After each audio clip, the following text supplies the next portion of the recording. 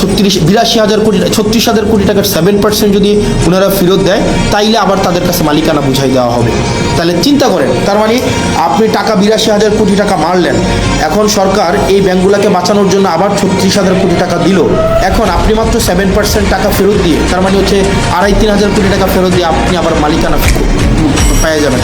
তার মানে আপনি চুরির সময় চুরি করলেন, চুরি করার সময়, মানে এটা সিম্পল, এটা বোঝানো হচ্ছে যেমন যদি বলতে যাই, আপনার একটা দোকান আছে, এই দোকানে 1 লক্ষ টাকা ছিল, আপনার এই 1 লক্ষ টাকার পুঁজিটাকে আপনি পুঁজিটাকে বিক্রি করে দিলেন, একদম আপনার লাভ তো করলেন না, পুঁজিটাকে বিক্রি করে দিলেন, 1 লক্ষ টাকাই আপনি বিক্রি করে দিলেন, নিজের মতো করে খরচ করে ফেললেন, এই 1 লক্ষ টাকা সরাই নিলেন।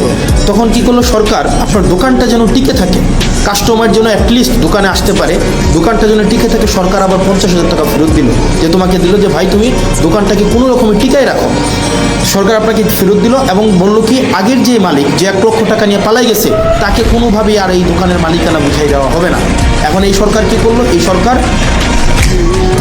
আসার পরে ওই মালিককে আবার এখন সুযোগ দিল যে তুমি যদি মাত্র 7% টাকা ফেরত দাও, মাত্র 7,000 টাকা ফেরত দাও, তাইলে তোমাকে আবার মালিকানা বুঝাই দেওয়া হবে।